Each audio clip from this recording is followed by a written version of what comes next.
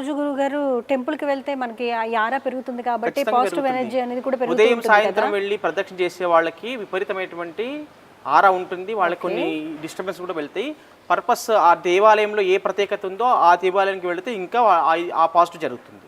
Okay, ఒక్కొక్క క్షేత్రం మహిమ ఒక్కొక్క రకంగా ఉంటుంది కాబట్టి ఆ క్షేత్రానికి సంబంధించిన మహిమను బట్టి దాని యొక్క స్థల ప్రాముఖ్యత తెలుసుకొని, స్థల విశిష్టతను తెలుసుకొని ఆ దేవాలయానికి వెళ్ళి మనం ప్రదక్షిణ చేసినట్లయితే విశేషమైన ఫలితాలు దొరుకుతాయి. ఓకే గురుగారు, కొంతమంది చెప్తూ ఉంటారు, ఈ మధ్య వింటున్నాం సోషల్ మీడియాలో కూడా, రోజు టెంపుల్కి వెళ్ళకూడదు, నిర్దిష్ట సమయాల్లో మాత్రమే వెళ్ళాలి అనుకుంటే నిజమేనంటారా? అలా ఏం లేదు. ఇప్పుడు మీరు ప్రదక్షిణ చేశారు కాబట్టి మీరే ప్రాక్టికల్గా ఇప్పుడు ఆరా పెరిగింది. మీరు ఇంట్లో కూర్చుంటే ఆరా ఎలా పెరుగుతుంది? మన ఇంట్లో కూడా ఆరా పెంచుకోవచ్చు. ఎలా అంటే అది మన ఇంట్లో ఎలాంటి వాస్తు దోషాలు, నెగిటివ్ ఎనర్జీస్ ఏమి ఉండకూడదు. ఈ దేవాలయంలో అంటే స్పెషల్గా ఇక్కడ మనము ప్రత్యేకంగా ఇక్కడ నిత్య హోమాలు, పూజలు, వ్రతాలు అన్నీ జరుగుతూ ఉంటాయి. ఇక్కడ పవిత్రమైనటువంటి ఒక వేద మంత్రోచ్చారణ జరుగుతూ ఉంటుంది, పారాయణాలు జరుగుతూ ఉంటాయి.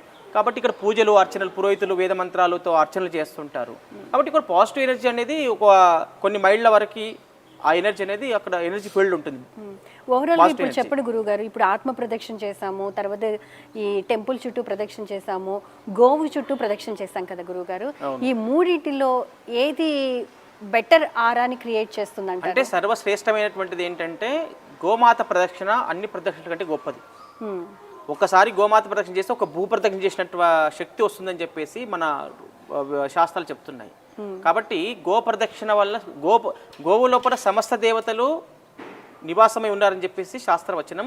మన ఫోటోలలో కూడా చూపిస్తున్నాము. ఇప్పుడు మనం ప్రాక్టికల్గా కూడా గోవు స్పర్శ చేయడం వల్ల కూడా ఇలాంటి సమస్యలు నివృత్తి అవుతున్నాయని కూడా మన ప్రాక్టికల్ వీడియోలు మనం చూపించబోతున్నాం ఇప్పుడు. తప్పకుండా. అంటే గో ప్రదక్షిణ చేస్తే అందరు దేవతలకు ప్రదక్షిణ చేసే ఫలితం దొరుకుతుంది. అక్కడ కృష్ణుడు కానీ, శివుడు కానీ, లేకపోతే పితృదేవతలు కానీ, లక్ష్మీదేవత కానీ, సరస్వతి కానీ, అందరూ గణపతి కానీ అందరు దేవతలు నివాసం ఉన్నారు. కాబట్టి గో ప్రదర్శనకు మొదటి ప్రాధాన్యత ఇవ్వాలని నేను చెప్తున్నాను. Okay, so first of all go సేవ చేసుకోవాలి. అది అన్ని రకాలుగా ఆరోగ్యపరంగాను, ఆర్థికంగాను అన్ని రకాలుగా చాలా మంచి సపోర్ట్ చేస్తుంది గో సేవ చేయడం. నెక్స్ట్ మాకేం చూపించబోతున్నారండి?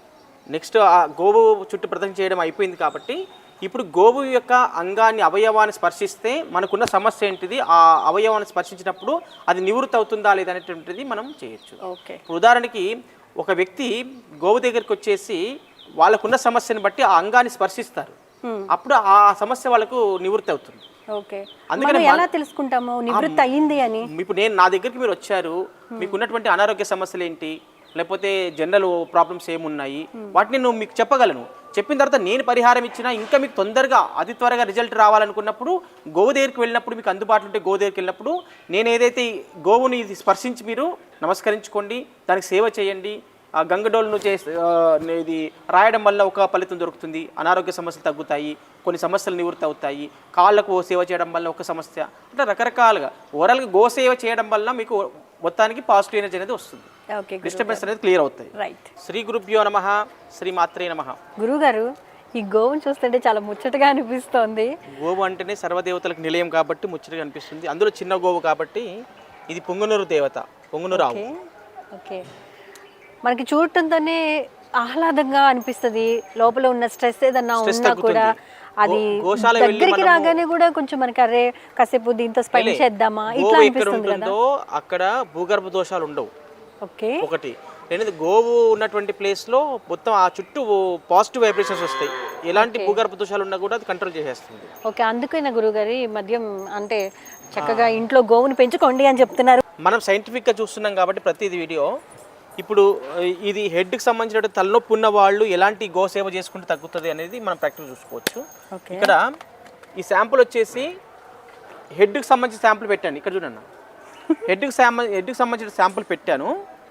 ఈ హెడ్కి సంబంధించిన శాంపుల్ పెట్టినప్పుడు ఒకవేళ తలనొప్పి కానీ, మైగ్రేన్ కానీ ఏదైనా ఉంటే, టెంపరీగా ఉన్నా శాశ్వతంగా ఎప్పటికీ ఉంటుంటే, గోసేవ చేయడం వల్ల ఏ అవయవాన్ని తాకి పూజ చేయడం వల్ల వాళ్ళకి తలనొప్పి తగ్గుతుంది అనేటటువంటి ప్రాక్టికల్ చెక్ చేసుకోవచ్చు. ఓకే, మేడం గారికి తలనొప్పిగా ఉన్నట్లు కూడా చూపిస్తుంది. వద్దంట, తాకొద్దంట. ఇదిగో. Okay, super. మళ్ళీ తాకండి. వద్దంట, తాకొద్దా నిన్ను.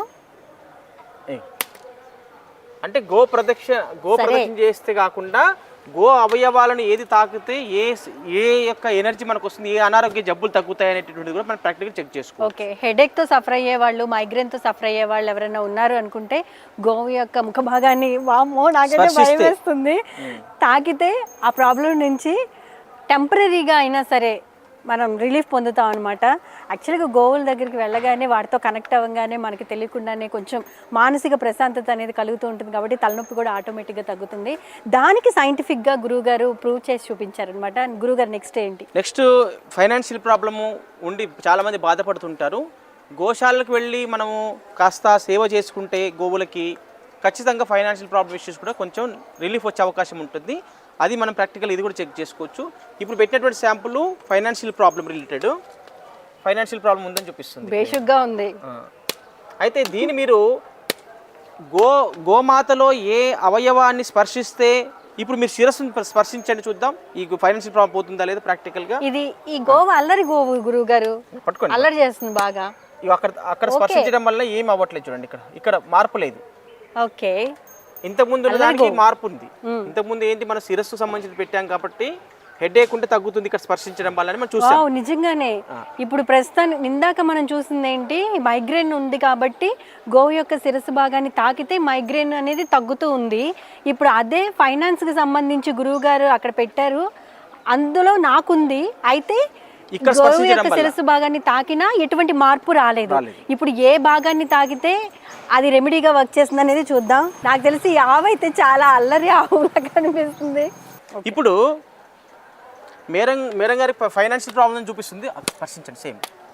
ఇదిగో గోవు యొక్క పృష్ఠ భాగాన్ని స్పర్శించడం వలన ఫైనాన్షియల్కి సంబంధించి యాక్టివేషన్ అవుతుంది. మీరు మళ్ళీ తాకండి, ఇదిగో ఓకే,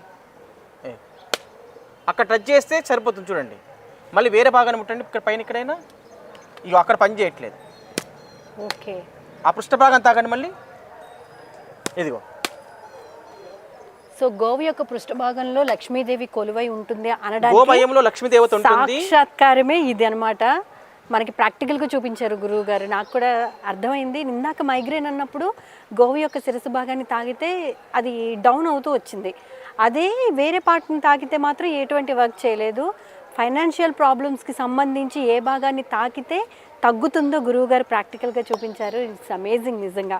గురువుగారు ఇప్పుడు వాక్ శుద్ధి కరెక్ట్గా రావాలి, పర్ఫెక్ట్గా రావాలి, ఎటువంటి ఉచ్చారణ దోషాలు ఉండకూడదు. అలాంటప్పుడు మనం దానికి రీచ్ అవ్వాలి అంటే గోవు యొక్క ఏ భాగాన్ని తాకితే స్పృశిస్తే మనకు చక్కటి ఫలితాలు కలుగుతాయి గురువుగారు? అంటే సాధారణంగా కొన్ని దోషాల, గ్రహ దోషాల వల్ల, భూగర్భ దోషాల వల్ల కూడా కొంతమందికి సంతానము వాక్కు అనేది పిల్లలకి శుద్ధిగా రాదు, అంటే స్పష్టత ఉండదు, మాట్లాడే దాంట్లో స్పష్టత ఉండదు. అదే మనం దాని ప్రయత్నపూర్వకంగా మనకు గోమాత వరప్రసాదం ఏంటంటే, మనం గోమాత యొక్క ఇప్పుడు వాక్సిద్ధి అనేటువంటి ప్రతి ఒక్కరికి అవసరం. పురోహితులకు కానీ లేకపోతే మామూలుగా వాక్సిద్ధి ఉంటే మంచి మాటలు మాట్లాడితేనే ఎవరైనా మనం ఏదైనా చేయగలుగుతాం సమాజంలో. కాబట్టి వాక్సిద్ధి ఉండాలంటే గోమాత యొక్క మెడ భాగం ఏదైతే ఉంటుందో ఈ మెడ భాగాన్ని ఇట్లా స్పృశించడం వల్ల కూడా వాక్సిద్ధి వస్తుంది. మెడ భాగాన్ని బాగా ఇలా నెమరాలి. అంటే పిల్లలకి మాటలు తొందరగా రావట్లేదు అంటే గోవు యొక్క మెడ భాగాన్ని స్పృశిస్తే తొందరగా మాటలు వస్తాయి. అవును, పిల్లల చేతి ఏంటంటే ఆ గోవు దగ్గరికి వెళ్ళి మెడను బాగా ఇట్లా రాపిడి చేయమని చెప్పాలి, వాళ్ళు స్పర్శించమని చెప్పాలి.